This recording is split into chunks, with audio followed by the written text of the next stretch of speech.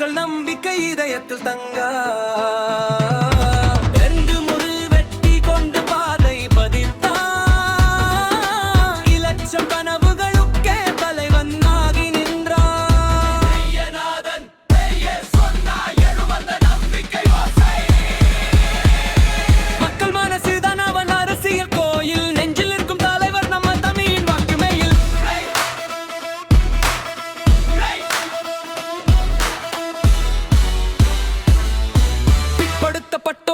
உரிமை தர வந்தவன் பேரொளி மாதிரி நாளை உருவாக்கும் மனிதன்